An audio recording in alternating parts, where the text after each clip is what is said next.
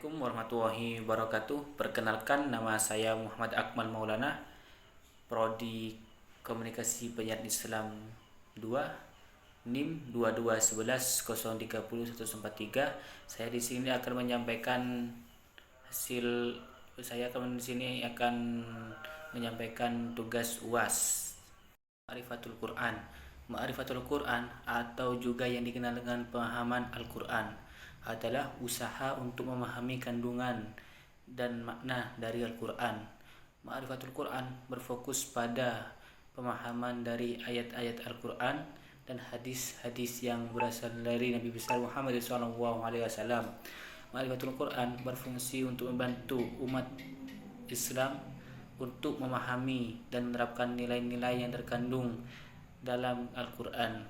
Ma'rifatul Quran juga bertujuan untuk membantu umat Islam dalam menjalani kehidupan sehari-hari dengan berpegang pada ajaran yang terkandung di dalam Al-Quran.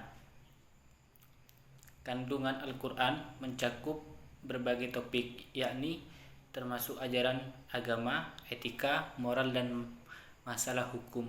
Di dalam Al-Quran, Anda juga akan menemukan berbagai tafsir, sejarah, aspek filosofis yang dapat membantu dalam pemahaman ajaran Islam.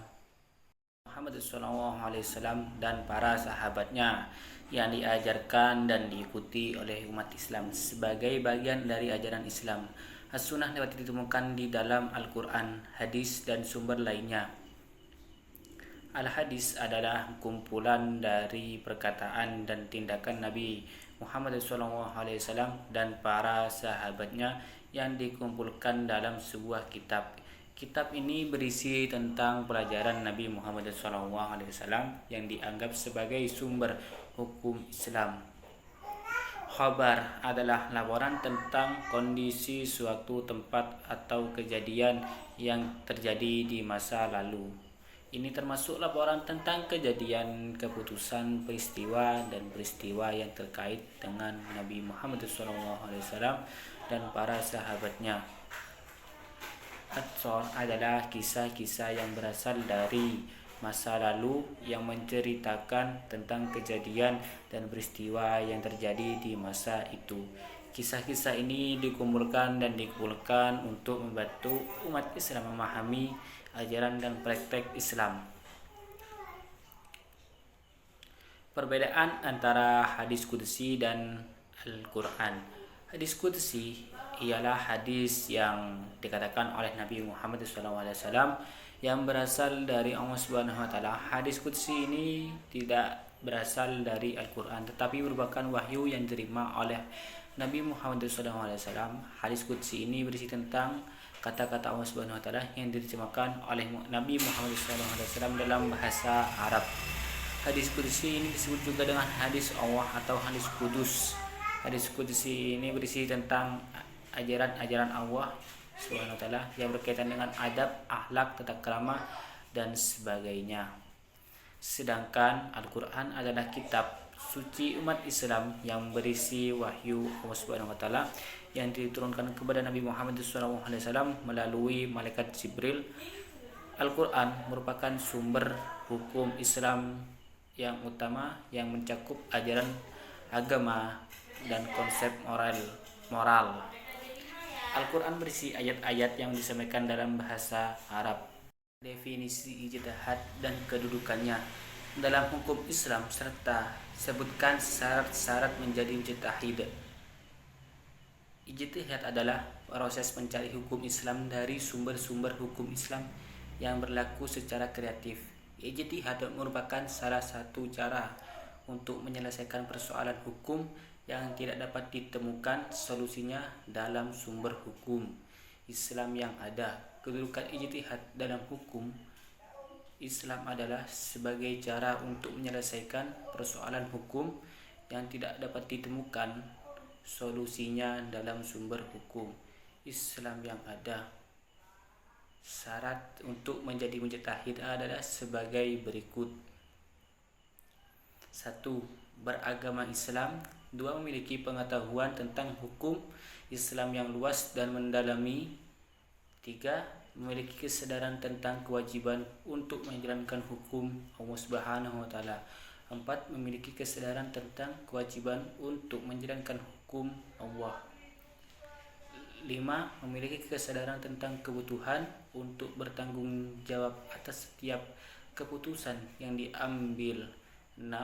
Memiliki kesadaran tentang masalah yang dihadapi oleh masyarakat. 7. Berpikir secara kreatif dan kritis dalam menyelesaikan masalah. 8. Memiliki kesadaran tentang tanggung jawab yang dibebankan kepada mujtahid dalam menyelesaikan persoalan hukum. Membicarakan bagaimana menetapkan kepercayaan kita kepada keagamaan dengan bukti-bukti yang yakin atau kita percaya.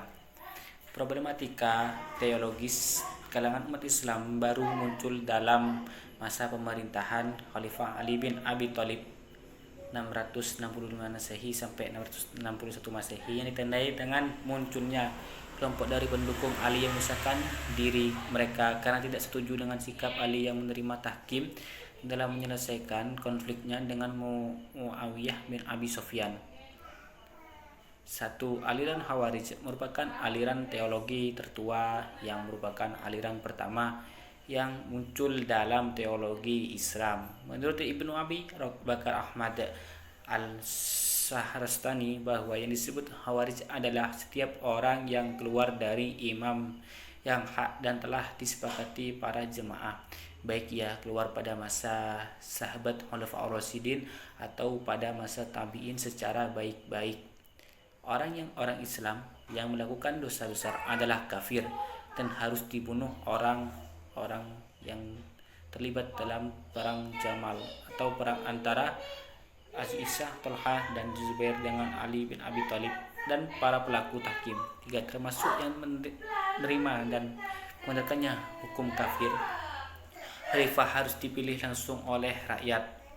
2. Aliran Murji'ah ini muncul sebagai reaksi atas sikapnya yang tidak mau terlibat dalam upaya mengkafirkan terhadap orang yang melakukan dosa besar. Sebagaimana hal yang dilakukan oleh aliran Khawarij, ajaran pokok Murji'ah dapat disimpulkan sebagai berikut. Iman hanya membenarkan atau pengakuan di dalam hati orang Islam. Yang melakukan dosa besar tidak dihukumkan kafir. Muslim tersebut tetap mukmin selama ia mengakui 2 kalimat syahadat, asyhadu alla ilaha illallah. 3. Qadariyah berakar pada qadar yang dapat berarti memutuskan dan memiliki kemampuan untuk, sedangkan sebagai suatu aliran dalam ilmu kalam, qadariyah adalah nama yang dipakai untuk suatu aliran yang memberikan penekanan terhadap kebebasan dan kekuatan manusia dalam menghasilkan perbuatan-perbuatan. Orang yang berdosa besar itu bukanlah kafir dan bukanlah mukmin, tapi fasik, dan orang fasik itu masuk neraka secara kekal. Allah Subhanahu wa taala tidak menciptakan amal perbuatan manusia, melainkan manusialah yang menciptakannya, dan karena itulah maka manusia akan menerima pembalasan baik itu surga atas segala amal baiknya, dan menerima pembalasan buruk yaitu atau siksa neraka atas segala amal perbuatannya, amal salah dan dosa. Yang karena itu pula maka Allah berhak disebut adil. Kaum Qadariyah mengatakan bahwa Allah itu Maha Esa atau satu dalam arti bahwa Allah itu tidak memiliki sifat-sifat azali seperti ilmu qudrat, hayat, mendengar dan melihat, hanya bukan dengan zatnya sendiri. Menurut Allah Subhanahu wa taala, karena itu mengetahui, berkuasa, hidup, mendengar dan melihat dengan zatnya sendiri. 4. Nama Jabariyah berasal dari kata Jabbarah yang artinya mengandung arti memaksa, sedangkan menurut Al-Shahrastani bahwa Jabariyah berarti menghilangkan perbuatan dari hamba secara hakikat dan menyandarkan perbuatan tersebut kepada Allah Subhanahu wa taala.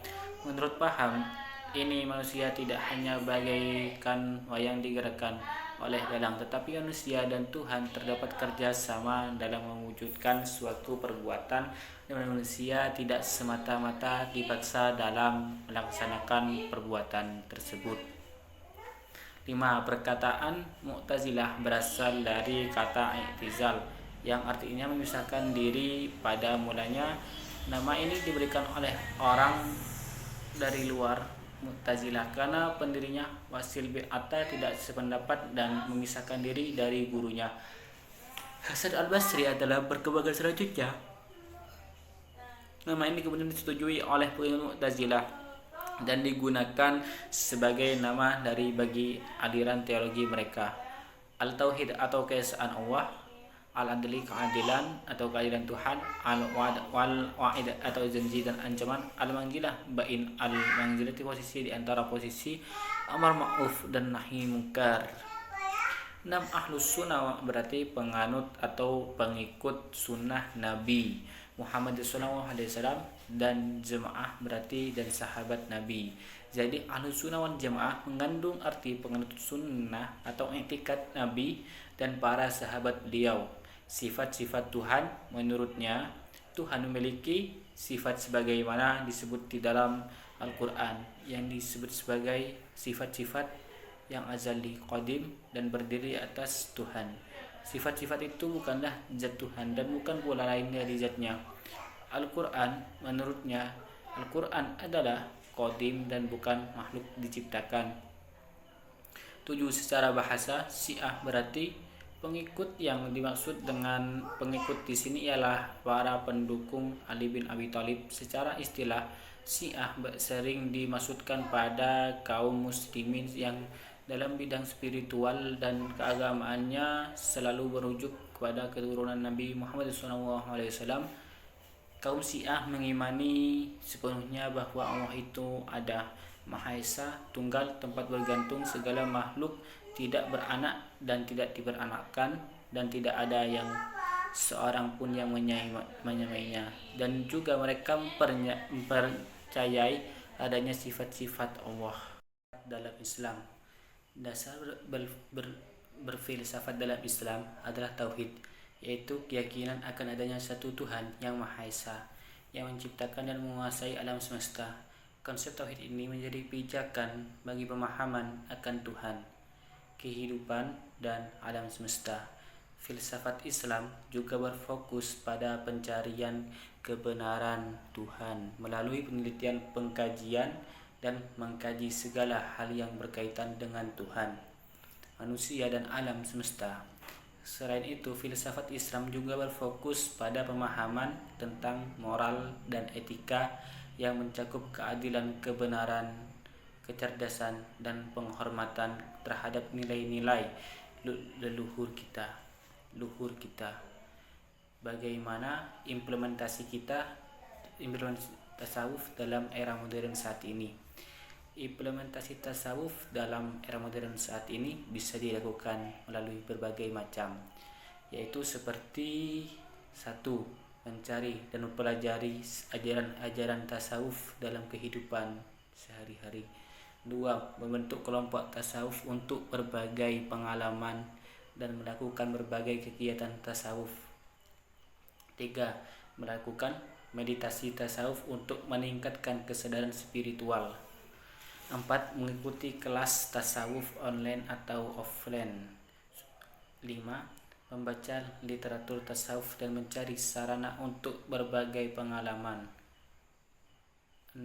Mencari guru spiritual untuk dapat bimbingan dan panduan dalam pembelajaran tasawuf. 7. Menghadiri seminar dan loga karya tasawuf dan membagikan pengalaman dan pengetahuan. 8. Membantu orang lain yang membutuhkan bantuan dan dukungan spiritual. 9. Menggunakan teknologi untuk membagikan informasi dan ajaran tasawuf.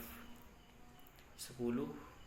Mempromosikan kesadaran spiritual melalui berbagai cara seperti kegiatan sosial, pelatihan, seminar, dan lain sebagainya.